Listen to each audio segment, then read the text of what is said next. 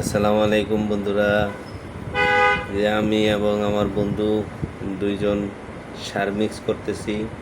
সারের সাথে ওষুধ এবং সব কিছু যা যা প্রয়োজন হয় ধান খেতে দেওয়ার জন্য সব কিছু মিক্স করতেছি।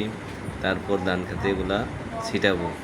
আমার দোস্ত হলো পুরাতন কৃষক, আমি হলো নতুন কৃষক, তাই ওর কাছ থেকে টিপস নিতেছি কীভাবে এর মিক্স করা হয়।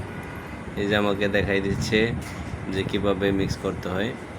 এই যে দেখেন কিভাবে মিক্স করতে হয়, আমিও দেখেছি। তারপর দুইজনে যায়া এগুলা খেতে দেব। ঠিক আছে, এই যে বস্তায় ভরতেছি, মিক্স করা শেষ হয়ে গেছে।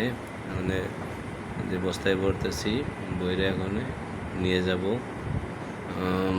ধান খেতে এগুলা দেওয়ার জন্য। ওর কাছ থেকে আমি নিয়ে আসছি। এই যে আমি প্রয়োগ করতেছি, এই যে খেতে ছিটাইতেছি।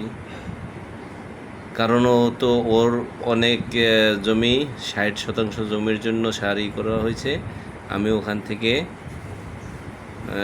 5% জমির জন্য সার আনছি, আইনে আমি এটা প্রয়োগ করতেছি। কারণ আমি হলো নতুন কৃষক, আমি ওর কাছ থেকে শিখতেছি। পরবর্তীতে বড় প্রজেক্ট করার আশা আছে।